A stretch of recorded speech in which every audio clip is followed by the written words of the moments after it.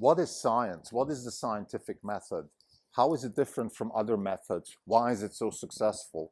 Those are the questions I want to discuss today. This is the Not Even Wrong podcast. It's July 5th, 2021. This is Delco. Since the last update, the fund is up roughly 10%. The market's up 1.5% for the year. We're up 8%. The market's up 14.5%. We're underperforming by 6.5%. It's been a while since I've came out with an episode. The reason is we're traveling. We're actually in Europe, and there was quite a bit of jet lag. And generally, I think adapting low energy environment. We are in Switzerland. The country has just opened up from COVID, and it's kind of a low energy country already. So I think it just took me a while to kind of gather my thoughts, get back to inspiration mode. I went swimming in Lake Zurich. I'm hoping to go to Basel tomorrow to see some art. So things are getting together, and I'm ready for a new episode. And today's episode is going to be about the fundamental approach of the scientific method. What is it? How is it different? What is the success? And why do people actually question it? And what is the tough thing about it? So it's a bunch of things. So I'm going to try to put it together in a concise way. Before I go there, just in terms of updates, we did very well, 10% for the week. It was actually driven by our CRISPR index. Intellia had a massive breakthrough that they presented at the Association of Peripheral Nerve Science. In short, the CRISPR method works in terms of editing the genome, but the delivery has been in question, and the applications for that reason have been very limited and also pretty cumbersome. So for example, if you wanted to have a solution for, let's say, ocular disease, well, you needed to inject CRISPR technology right into the eye, and even there, sometimes it was just difficult to be very precise. So what Intellia has been doing now for years is trying to build a platform that, in short, can have a delivery through the blood system, and what they're using is lipid nanoparticles. So they're using a different technology than most other CRISPR companies. And most importantly, what they're trying to do is have a platform approach. So their ambition is to literally inject CRISPR technology into intravenously, and then have it go where it needs to go and have it do what it needs to do. And this was the first sign in this paper that they published that actually might work. And not just that it might work, also the patients that were injected had very good signals. So overall, a phenomenal situation. And the way it works in biotech, when things like that happen, you usually get a massive bounce in the stock. The stock's up about 70% for the week. Intellia has been one of the major contributors, roughly 5% of the weekly performance. The other 5% came from all the other CRISPR stocks, which in tandem with Intellia have been doing very well. So Tesla has actually been pretty sluggish. I think the Tesla numbers that came out for the second quarter were very good. However, there was an accident with a Model S Plaid. It caught fire. It created lots of buzz, lots of news, like it always does with Tesla. My take on this is that this is, of course, very serious. I'm not buying into any conspiracy theories or anything like that. I believe it is serious. I believe it is happening. And the reason it's happening is because Tesla is technology risk. Tesla is pushing the boundaries in a way that they don't even know themselves what to expect. And this is exactly the kind of risk that you're running here. You create a car that is by far the best car in the world, a production car with a performance that nobody else can match. You will have issues with thermal issues, electric issues, magnetic issues. And I guess this is one of those things that we have to be paying attention to. And I think Tesla is. And Musk even said in the pre-launch comments to the Model S Plaid that the reason the Plaid is being delayed is because the battery has to be safe. And maybe it's not as safe, and maybe they need to iterate a little bit more. This is not as bad as iterating in Boca Chica where they blow up rockets. But when you do physics, when you do atoms iteration, similarly with software, of course, you have to fix errors. And this is what they're doing. And therefore, we're, of course, still very comfortable with the company. But we're not surprised that the stock is sluggish. And until this issue gets resolved, and maybe also Tesla can come up with some interesting comments about it, and maybe also some suggestions for improvement. Until then, probably we will have a continuous sluggish performance of the stock. Now, this is a nice segue into the question, what is science? And I think this whole iteration, error improvement, is really at the core of science. I've just listened to a podcast with Sean Carroll and Preskill. I forgot his first name. They're both from Caltech. Preskill is a big quantum information guy. Carroll, of course, quantum information, quantum physics, and also generally a podcaster about science. And they spoke about this. Also, David Deutsch, of course, talks a lot about this. Brett Hall talks about it. Naval talks about it. What is science? And I absolutely think that the David Deutsch approach based on Popper is a really nice explanation or really nice answer to this question. So science is the process of continuously finding errors in existing explanations and improving them. This is what science is. So, and in David Deutsch's words, the most astonishing thing about the scientific method is that it is a tradition, which is the tradition of error correction, which is embedded in itself. However, that in itself should not be changing. So there is kind of a circular reference here that we're saying, look, everything should be constantly questioned, and everything should be constantly looked for errors for. And this one tradition, which is the actual tradition of finding errors, well, that's a tradition that we don't want to change. Now, of course, David Deutsch would say, or Popper would say, well, okay, I mean, I'm very open to suggestions. If you have a better solution, please go ahead. But for now, this is by far the best solution. This is the best approach towards seeking truth. Well, now, what is the goal of science, actually? The process is error correction, finding errors in existing explanations and improving explanations. But what's the purpose? What is the purpose of science? And this is an open question. David Deutsch would say, find better explanations, create knowledge. Knowledge is information that has the tendency to propagate and instantiate itself and keep instantiating itself. So it stays, it's sticky. It doesn't get validated away. So that's the purpose of science. Is it to continuously find better explanations? Is it along the lines of the US Constitution, the right to life, the right to happiness, and the right to liberty? So is the purpose of science, and this is where I stand. And you know, I'm a trained economist. I'm actually a trained political economist. This is my undergrad, and I think that fundamentally, what matters the most is for us humans when we do things, is that we are sustainable in a way that we can sustain ourselves. And what we want the most, I think, at least in the United States, and I've spoken about this before, we're in the United States, we're obsessed with liberty, freedom. Now, the pursuit of happiness maybe is a little bit too of a rubbery subject to be used as a definition.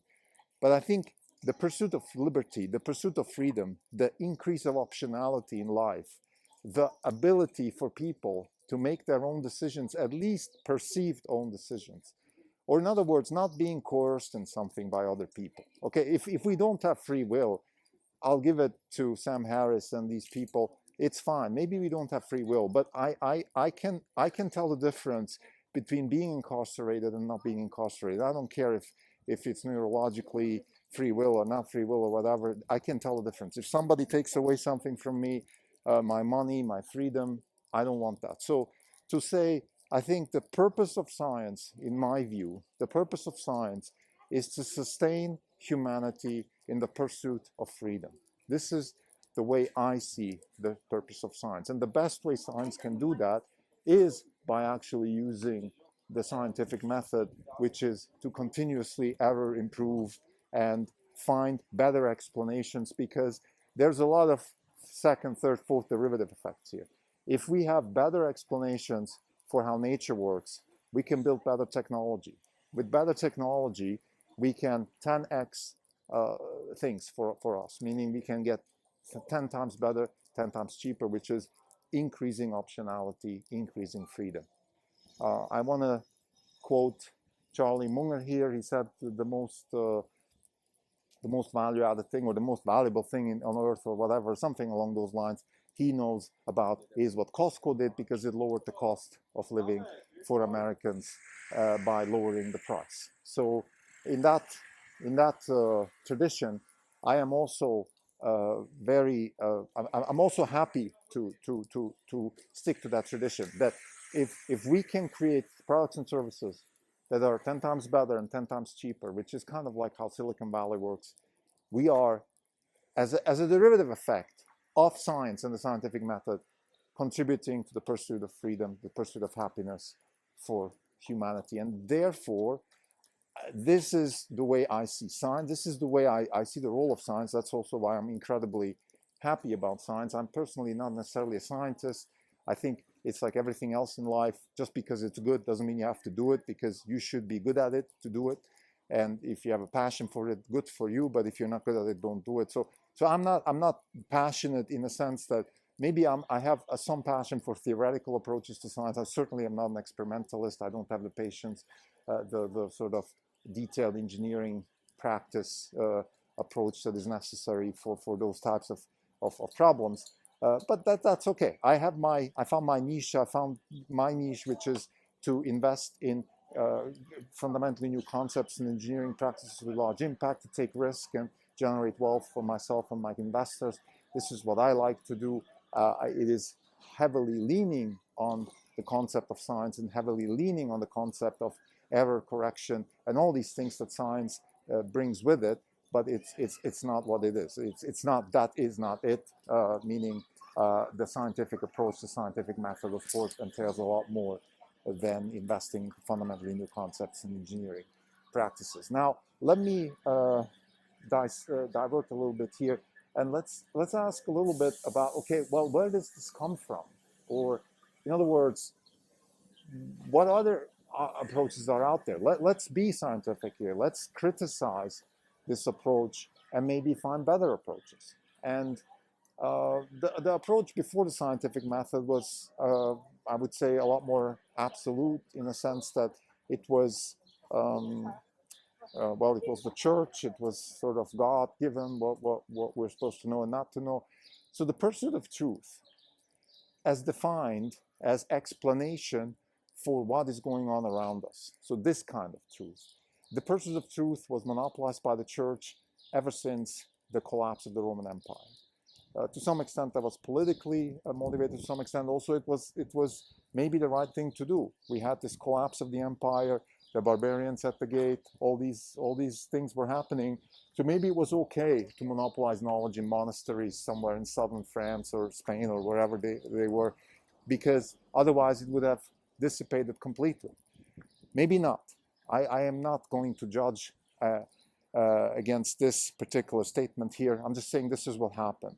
Then we have the Renaissance. I've also spoken about this in this podcast. The Renaissance, driven by new discoveries, by new geographic discoveries, by a change in institutions away from top-down monarchs to a more diversified, more entrepreneurial type of organization. Florence, Venice, cities like that sprout in Italy, also in Germany. We had the Fuggers in Augsburg even before that. So there's been a development of local financiers, local financial powers that were able to finance their local politics, and then also increasingly more national and international politics. And therefore we had also, like I said, a new rise of institutions. The law starts to become more important. Things like concepts like the law, philosophy, all these things start being questioned against the backdrop of an absolutist monarch and religious Christian doctrine. We are again at the crossroads of such an institutional change through blockchain technology and decentralization. That's why we are so excited about blockchain technology and the application of new institutions and development of new institutions within the blockchain technology space. That's, of course, a beautiful development that we're very excited about. We don't necessarily have investments right now in that field, other than we own a very small amount of Ethereum and Algorand. But that's not the point. The point is that this is a fundamental development. Like if you had predicted in 1600 that the new institutions will come along and sort of change the way people do things, I think you wouldn't have necessarily predicted the rise of Microsoft and Amazon and things like that. But you would have been right in a sense that if you had said, look, there's going to be a massive, massive wealth creation and a massive, massive also generation of new knowledge. Now let's get back to the question of what is science and what is knowledge. So according to David Deutsch, knowledge is information that has the tendency to proliferate, to stay sticky, to not be validated, to not be changed, and to instantiate itself. So knowledge, for example, if we know how to build rockets, if we know how propulsion works in rockets, we can then build rockets, and we keep doing the same thing until we find better ways to do it. This is like what we call also disruption, which is if we can lower the cost of iteration, we can increase disruption, or in other words, increase the generation of knowledge. So this is just a nice segue into our own definition of disruption, which is very tightly related to the concept of knowledge. And I think the scientific method and also the method of finding new solutions for technology, finding new solutions for services and products and technology, all these things are related. And all these things have one fundamental concept in common, which is iteration and the pursuit of error correction. So you're never right. You're never absolutely right. You're continuously improving. You're continuously trying to find better ways. And you have that approach from the get-go. This takes a lot of human capital management because we humans are not geared like that. You know, this is one of the things that I always notice when I fly from California to Switzerland. Switzerland is the culture of no errors, of perfection. The people here are not able to even grasp the concept of iteration because it is shameful. It is against people's pride. It is against people's raison d'être, if you want, to make mistakes. So to be working with the premise of making mistakes, forget about avoiding mistakes. No, you're supposed to make mistakes in order to improve, in order to iterate, in order to find better solutions for problems, find better explanations. That is very difficult. That's one of the reasons why Switzerland is not able to take off as a hub for startups, even though, of course, they claim they are, and they have a lot of money and a lot of knowledge and a lot of scientific the development in the country. But still, as a startup hub, Switzerland is at best a B player, probably a C player like everybody else in Europe. This is, by the way, a whole other podcast that I would like to do, which is sort of why is it that Silicon Valley is so much more successful than, let's say, Switzerland or Germany or England or any of these countries in Europe. Why is it that these countries are not able to catch up? And I think it is actually the mindset. It is the concept of error correction, the concept of not just trying to avoid mistakes, but actively pursuing error correction in everything you do. In other words, iterate, make mistakes, fix them, find better explanations, and keep working that way. That is very difficult. That is just not the way this country works and the way this continent works. In fact, most continents, with the exception maybe of China. China has that, in my view, has that ability also for cultural reasons, because the concept of truth in China is very different than in Europe. Again, that's another episode. I just wanted to bring that up. So to summarize, what is science? Science is the relentless pursuit of error correction to find better explanations and in the pursuit of knowledge. The purpose of science is to sustain humanity in the pursuit of liberty and life and happiness. So I am very much in the realm of the US Constitution. It's July 5th. Actually, today is observance of July 4th. It's a Monday, so the markets are closed. So I think it's a nice segue also into that topic. that we should not forget what is it we're trying to achieve. And I think pursuit of happiness, pursuit of liberty, first and foremost, which then relates to happiness. I think there's a high correlation between liberty and happiness. High correlation. It's not the same thing, but there's a very high correlation. And liberty is pursued the best by having a scientific method approach towards science, which then proliferates into technology and products and services that can improve products and services and also make them more affordable and therefore increase optionality in society. Thank you.